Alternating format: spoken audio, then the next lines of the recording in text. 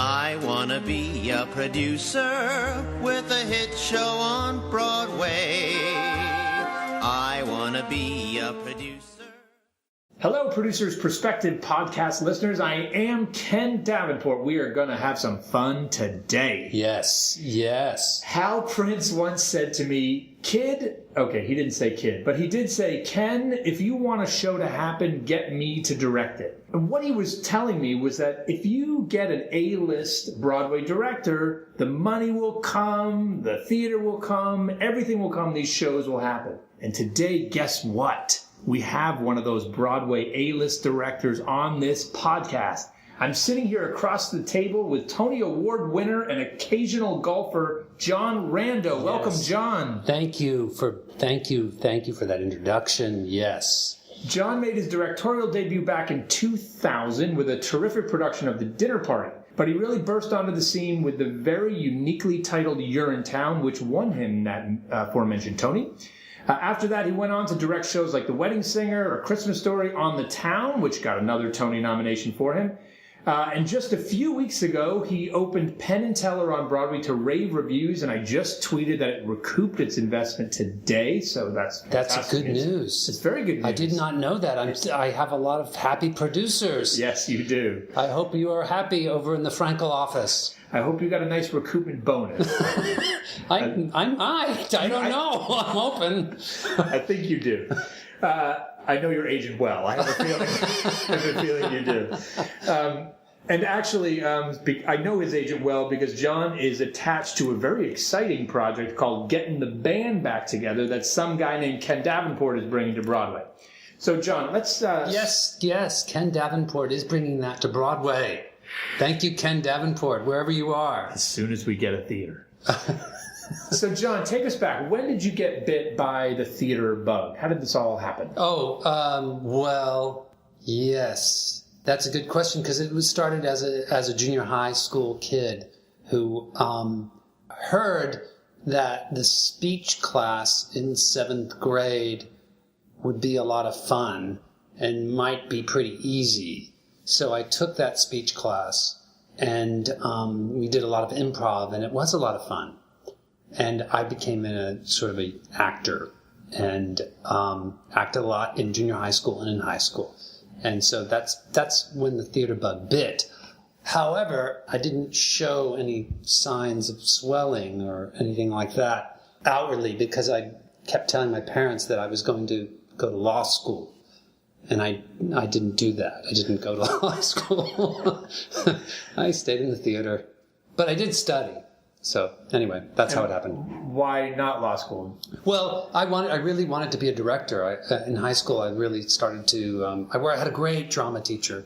Robert Judd was his name at Clear Creek High in Houston, Texas. League City, Texas, to be specific. Anyway... and I did a lot of plays in his stead and working with him. And when I went to college, I recognized that that's what I really wanted to do. And so at the University of Texas at Austin, where I went to school, I kind of devised my own degree plan under the humanities label. And I wrote to the university and said, I really want to get a humanities degree, but I want to become a director. And I figured this is how I can do it. I can study languages and Shakespeare and history and philosophy and maybe take a few theater classes too. I didn't want to get a degree from the theater department. UT has this brilliant theater department, but I thought I needed to have a few more, thoughts in my head. So that's how I did it. So after college, I was faced with this dilemma. And so, how can I do? So I got a Fulbright fellowship to study theater in Europe, in Germany and Italy. And so I did. I went there. And then I came back, and then it was like I had to really face the music and decide, am I going to do this for a career? And so at that point, I applied for graduate work to UCLA in theater directing. And I also applied to Columbia School of International Relations, thinking that if the theater thing didn't go well, maybe I could get into this school and do some international relating. Because I spoke German and Italian, and so in the mail from Columbia, I got a very thin envelope, and then opened it up, and of course it was a rejection letter. But from UCLA, I got a round trip ticket, airplane ticket. Come and see us. Come meet us. We're really interested in talking to you. We really think you have something. And so I went to UCLA and studied theater and got my MFA in directing. So you, just back to undergrad for a second, you designed your own major. Yes. Sounds like that, which for those of you, this is a real theme developing in a lot of the artists that I talk to, like yourself, who have gone on to very successful careers. Teresa Rebeck, in last week's podcast, spoke about how she did the same thing, basically. She convinced them to have a playwriting class, which I find fascinating. So you got this undergraduate degree that you designed yourself, and then you got your MFA in directing. But the seed for directing was planted in high school, you said? Yeah, high school. The first play I directed was called, it was my senior year, it was called The Butler Did It. And it was a kind of lousy version of a mystery comedy play. I smell a revival. I don't think so. I don't think it ever lived. But it was very funny for a high school play, you know. And of course, there was no butler in the play. There was a maid, and the maid did the murder.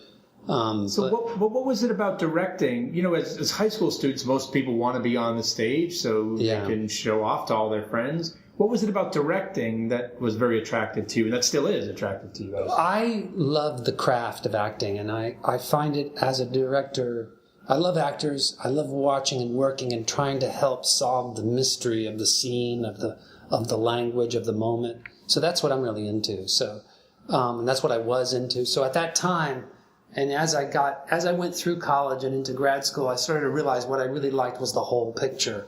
I didn't just like, as an actor, because I had a choice not to be an actor and not to try to be an actor. And I acted all through college and into grad school, but then I stopped after that. I never acted professionally. And I just wasn't that interested in my body. I wasn't that interested in my voice. And all of that stuff that actors have to be interested in, my own sort of weird psychology. And I was more interested in literature and storytelling and what these stories can do to an audience and how an actor and working with text can transform himself or herself. And those are the kind of things that just I was attracted to. So tell us about the path of Urinetown and how Urinetown happened. Yeah, Urinetown, I got a phone call from these very young guys who were becoming producers, and Matthew Rigo at the Araka Group, the great Araka Group. At that time, they were just starting out, and Matthew I met at the Berkshire Theater Festival because he and I were working together there as young directors. And he called me and said, "Hey, I got a really cool play that I think you'd like. It's a musical. I think you'd like to do it." And he wanted me to come and see it. It was happening at the Fringe Festival, the first production of it. And I couldn't go. So he sent me the script, and I read the script without listening to the music. I called them up and said, "This is brilliant. I want to do it." And then he said, "Did you hear the music?" I said, "Not yet." But I found that to be a very good help in picking musicals. You really do have to read them and understand the story and the through line and make sure you like it and want to tell that story first. Because music is so seductive. It's just like amazingly seductive. So anyway, that's how that happened. And then, it was just like this great, very, very deliberate, focused journey of how to get that show to the ultimate goal of being on Broadway. And we did it through a couple of readings, some development readings, and then a fantastic off-Broadway production on 54, on this very street, just a half a block from here, at a police station. One of my favorite crappy off-Broadway theaters above a courthouse. Venues. Yes. Above a courthouse is a police station. It was. And part of that inspired us to do the design. We just basically saw that they had like this white tile, and we said, "Okay, let's," in the hall, and said, "Hey, that'll be great for our set. We'll put that in our set." And we just kind of created that space to make it feel like it was really there, like you were in it. So anyway, that's how Urinetown happened, and we were really fortunate. And it came at a really compelling time in the theater where I think Broadway was changing dramatically, and then 9/11 happened. 4 days before we were supposed to open, 9/11 happened, and it was an amazing moment.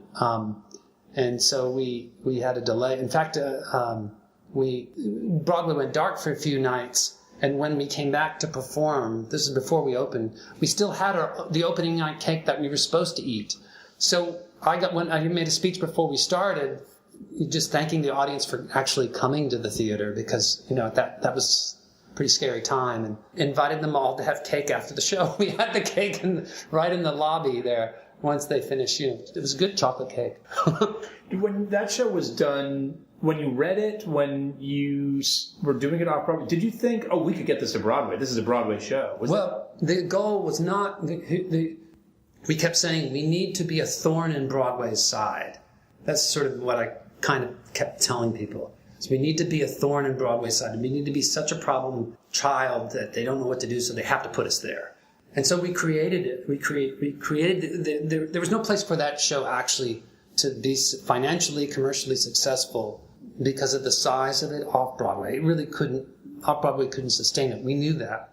But we created a production that if we had to stay off-Broadway, we would try to sustain it. The good news is that we did well, and so we could move it to Broadway. And of course, at that time, we picked the Henry Miller Theater, which, was a 500-plus seat house, really small house, really dilapidated theater, because it would be perfect for the show. So that's how that happened. So the goal was always to be a thorn in Broadway's side, to kind of make fun of it, at the same time to worship it. Let's go back to this idea, which I find fascinating, about picking a musical or picking a script that you want to do just by reading it and not listen to the music. Because you're right, music could get you to do a lot of shows. I've seen a lot of shows where music is great, but the shows are not so great. Is that what you do with other musicals? You just read the script first? What are you looking for when you do that? Yeah, always read first. Unless, of course, it's the Carole King musical. Then you're going to listen first to, her stuff or whatever. But most of the time, yes. Really listen to the book. Hear what the story is just by reading it to yourself, reading it out loud sometimes. And does it turn me on? Am I excited by it? Does it make me laugh? Does it have a point? What's the point? How can I help? Maybe it's not fully fleshed out yet. I might be able to help it. And then go to the music and see how the music sounds, how it feels. Because music is really seductive. It can totally influence you and your thinking and your emotion. And as a director, you just be sure you know what the story is and what the tone of the story might be that you want to tell. And if you can get that first in your head, in my mind, then listen to the score, and hopefully you're delighted and surprised and amazed. Case after case, in a good reading. And a good reading of a musical. The musical seems to read really well. Oftentimes the music does too, just because. You've now been directing on Broadway. You're in your second decade of directing Broadway shows now, since the premiere of Dinner Party. Yes. Have the demands on a director changed over the last 20 years? Do you find yourself like, I never had to do this before, or this is a new skill that I've had to acquire? Anything different? I think there's a lot different in terms of stretching the imagination, because that's what we try to do. Everybody, I love what's happening. There's so many exciting, interesting revivals, so many exciting, interesting new work happening that that the challenges are that just artistically there's some really impressive challenges out there, and make you want to do better work, even greater work than what you're seeing, and constantly pushing you, and so you feel that. I think Broadway is really different than it was, before 2001. It's dramatically different now. It's dramatically different in the past 6 years. I mean, it's just the way ticket buyers are behaving is so interesting and amazing, and the kind of prices that people are paying for what they really have to see, as opposed to what they might like to see. It's really compelling. And having, one of the things that am kind of pleasantly surprised by, but also intimidated by, is the Broadway culture. There's a huge now family market out there. If you look around and you see the musicals playing, many of them have to do with they're there and they're healthy because of families going to see them, young people with their parents, and so that's a big, interesting part of our journey now, is creating not only stuff that might be compelling and inventive for adults, but also the children audience. So having worked on A Christmas Story, for example, and seeing the enthusiasm, the family enthusiasm in the theater, it's really special. And that also makes me realize that there's a lot of across America coming to New York City. There's a lot of really great young people who are passionate about the theater, passionate about seeing it, especially about musical theater. It seems like musicals in high school and junior high have come such a huge way, especially in the past 15 years, really. I mean, it was always a part of our breeding ground, place for us to create great artists, but now it's even more than ever. And so that part is really fascinating. I don't know if I answered your question, but I wanted to talk about that. You did. You mentioned revivals there at the beginning of that answer. And this year, you directed On the Town, your first Broadway musical revival, which I loved and didn't expect to, because I think that revival is a dusty old revival, right? And I was not so excited about it. And then now I hear, oh, you're doing it. Of course, we're working together. And I've experienced you working on our show together, which is a new musical, which can go any direction you want. Yeah. And you are so good at poking the creatives dramaturgically to make sure the hero is doing this. And what about your lead character here? Yeah. You can't do that so much on a revival, right? So the text is the text, especially something like On the Town. That's biblical in almost. How do you approach adding, because the On the Town production has such a Rando stamp to it. It so feels like you and is so unique and different. How do you find that when you can't change the text or the score? Well, I've had this great history of learning about the musical theater, because I didn't start there. I started in the classical theater. That's really where I trained. That's really what I did. And it wasn't until, Urinetown was essentially my first musical, which was a nice musical to start. But I had this great thing called City Center Encores. And the people there, Jack Vertel, Kathleen Marshall, who was running it, Walter Bobby, all these wonderful musical theater artists back in 1995, or whenever I first started there, 96, 97, whenever it was. And over the years, I developed this great passion for really trying to understand these wonderful old musicals how to breathe life into them, how to give them, a robust new energy, with at the same time being totally respectful of them, loving their stories and wanting the story to be told again, knowing that, trusting that. So there was always that debate. And with this particular production, On the Town, there were many things that I thought were really important. One of them was the joy and the sex appeal of New York, of sailors visiting New York and their journey that they make through the town. And I thought it was just a fantastic, the original, the book and the music. It captured this time and this energy, this youthful energy, so clearly, because in 1944 we're going off to war. We're 20-something. We arrive in New York. It's New York City. It's one of the great cities. It's amazing. It's our country's, entertainment capital. There's so many beautiful women here. Well, let's find one tonight. And they do. And each of these three guys find the girl of their dreams in one night. It's such a great story to tell. I was so passionate about telling that, and telling it with humor and joy. And yet, it's such a great piece, because they have to say goodbye at the end of it. And so when the 24 hours is over, they're saying goodbye, that they may never see these women, because they're going off to fight a war that's much bigger than their little journey is. So it's a great story. I knew that when I was working on it. So and I had a really good cast, and the great Josh Bergost to do the choreography. So.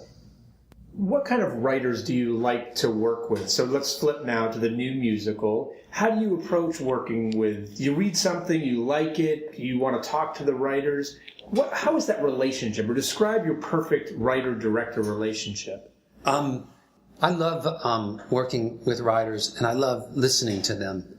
and really hearing them out and trying to help them tell the story they're eager to get on the page and therefore on the stage. That's the key, I think, in terms of how I work with writers.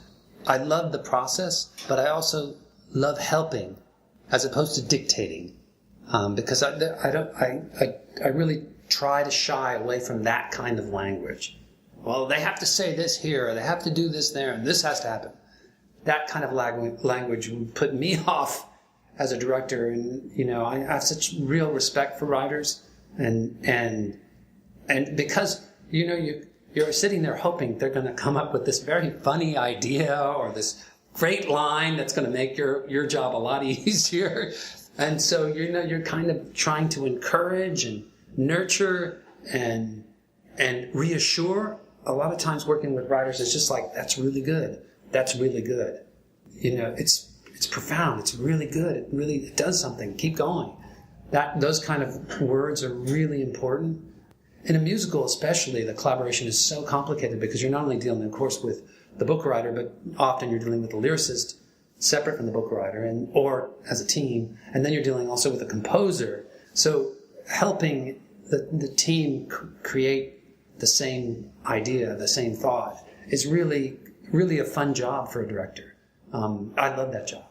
So, I think the other thing too is just like the more familiar, as the years go by, the more familiar I get with musicals and the more I study them and know the past musicals as well as what's happening right now, it makes my job easier because it's just, I do know that there's some structural things that can really help and that can help tell the story, or maybe there's some structural pieces missing that need to be there. So I'm able to help the writers see that, and then I think what is the most fascinating, however, thing for a director of a musical and working with writers is, okay, here's a scene you've written, and it is on a train, and it's a really good scene. It's really good. I get it. The characters are great. Right before that, you have a scene that's in a carousel, and that's a really good scene.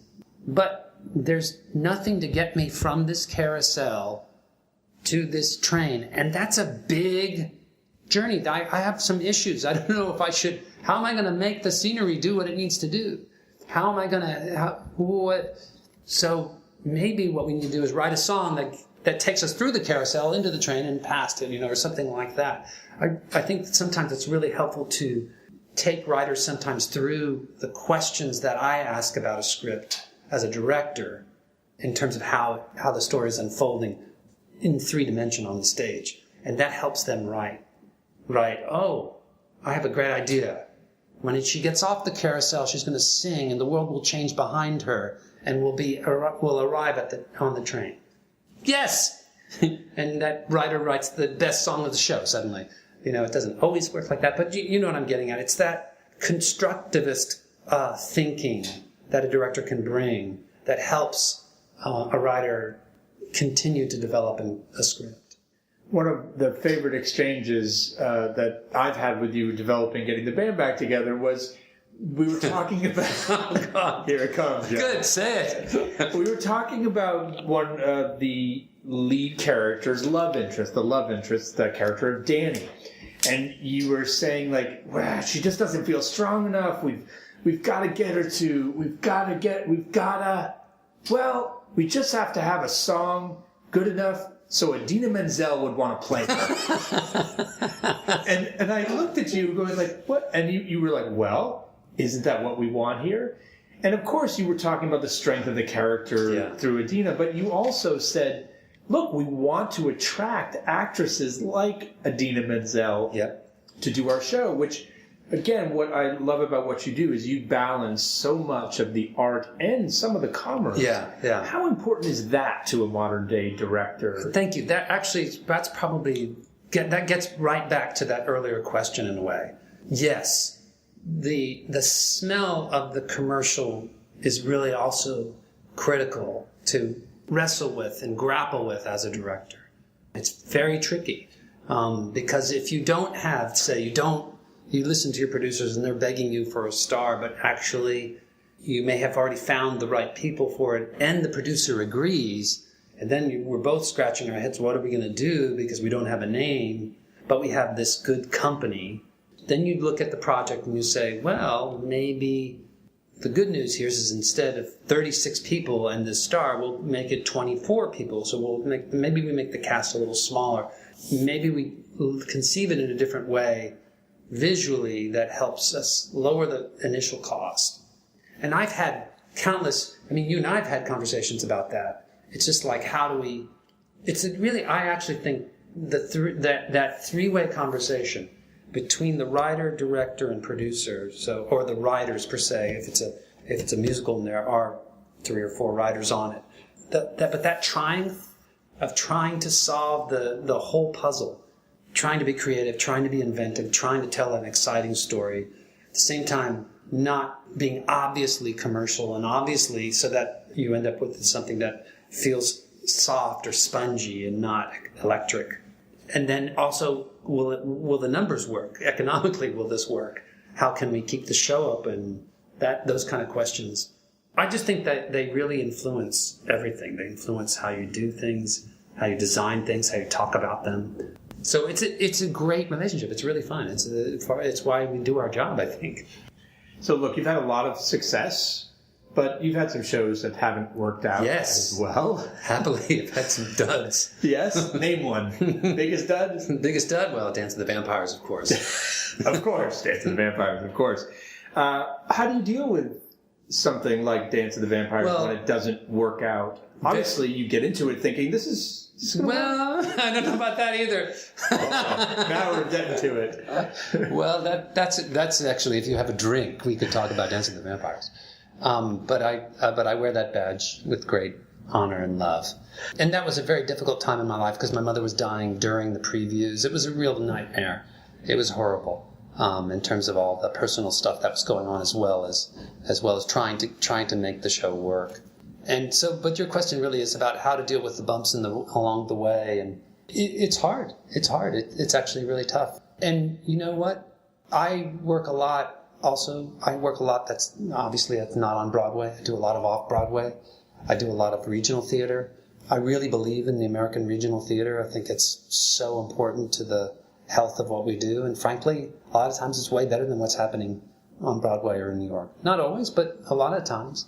There's some great stuff out there, and it's really fun to work out there. So that out there meaning New Jersey, even the George Street where we did Getting the Band Back Together, or at Chicago Shakes. I'm about to do the Heir Apparent, David Ives's play there.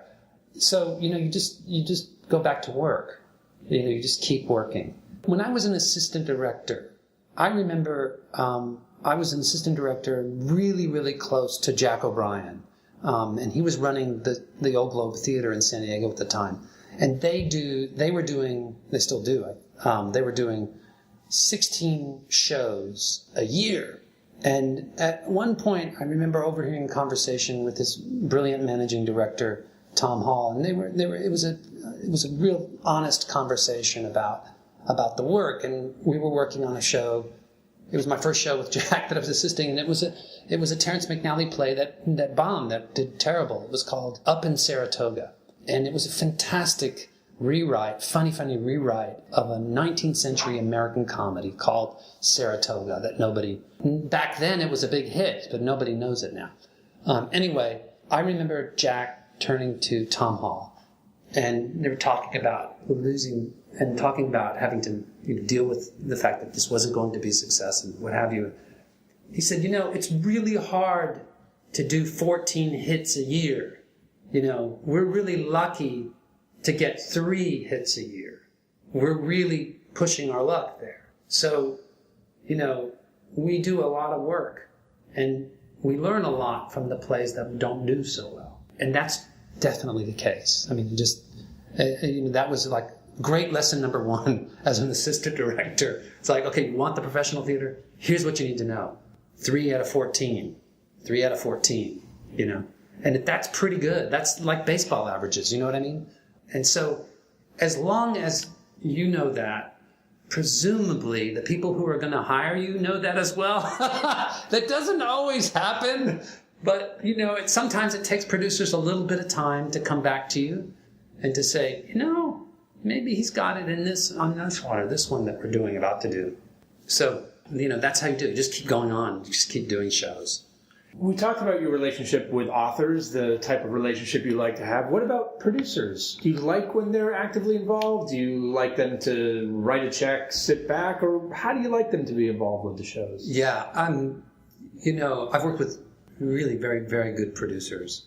And I like a producer who has an opinion and who has focus. But what I really love is a producer who actually understands the process and recognizes that sometimes it takes a week and a half to get to where the producer wants the show to be, or a scene to be, or a song to be.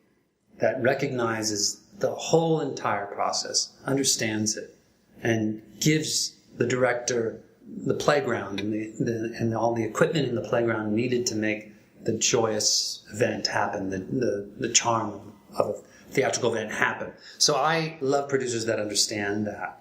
And I want, however, also producers that have opinions and that can say, don't really like that part of it, and here's why. And I listen, and there are some things that I'm willing to go to the mat on, and I want a producer to be able to take, when I want to go to the mat on something, to recognize that and say, Rando really likes this. Well, there must be a reason for it. So, and he's explained it, and I think I get it, maybe it'll work. But I also will say the same thing about the producer. The producer really wants this, so let's try it. Let's see what happens.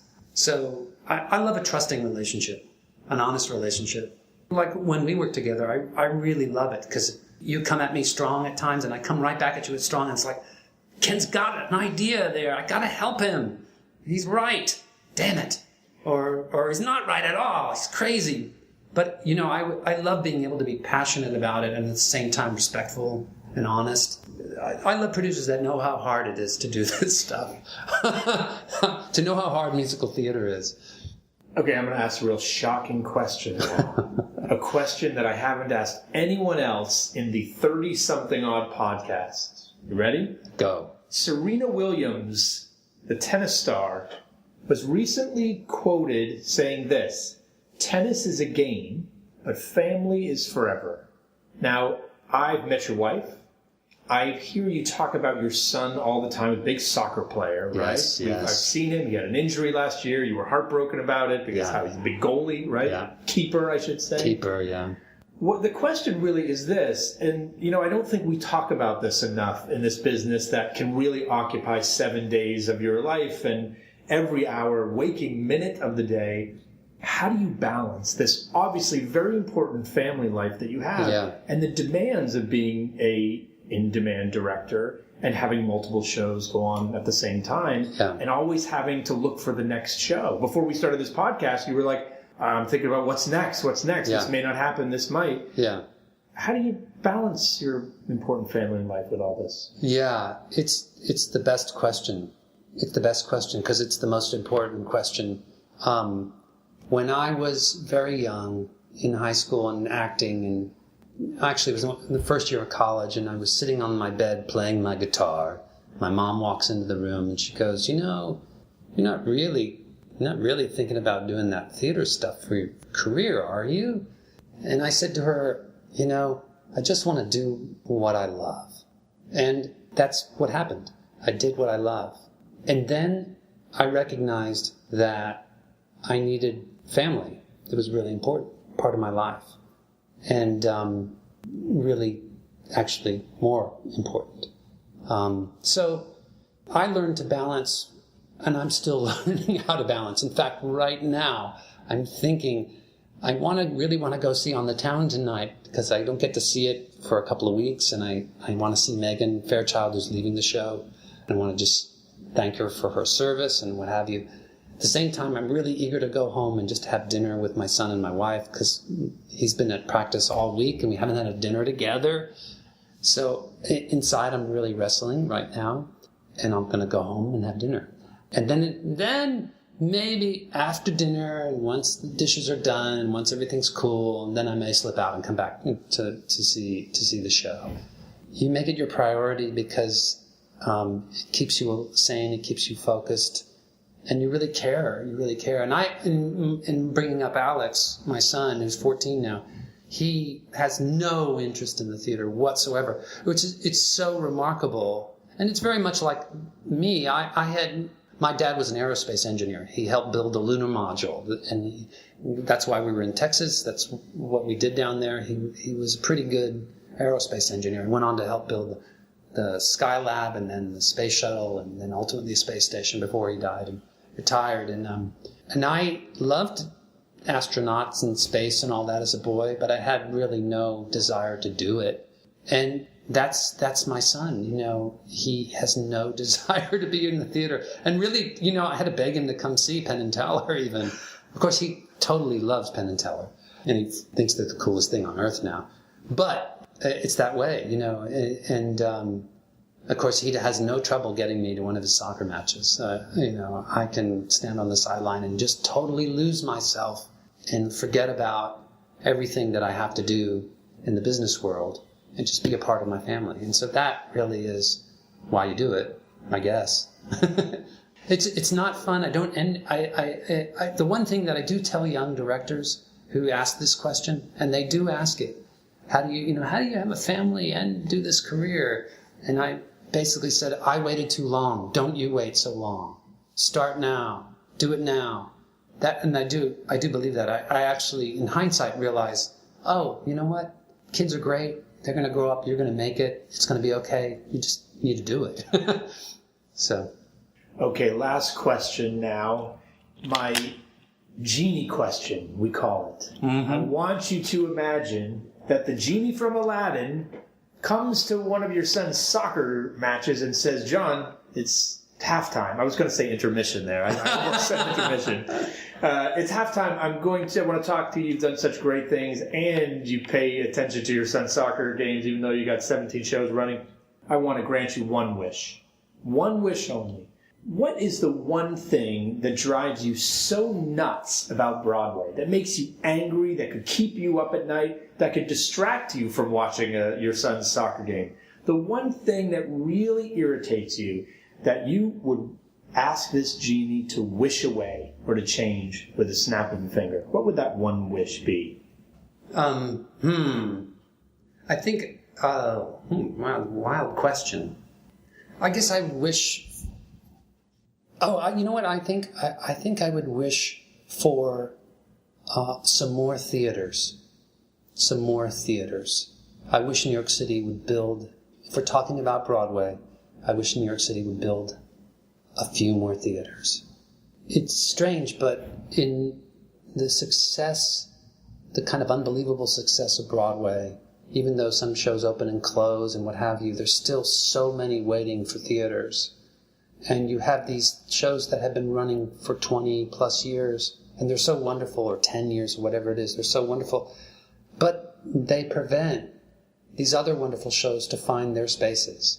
And so I wish, when we build these big buildings and these big glass towers all around us here in the theater district, that they required to build a theater too in the basement, another cool space to do a musical or a new play. So that's probably what I wish for. I just wish for, it feels like a little too tight. The real estate is just a little too tight. There used to be, as you know, there used to be, 80 plus more theaters back before 1965. It seems to me that maybe times have changed now, and the theater goers could do that. You could afford, 10 more shows a season.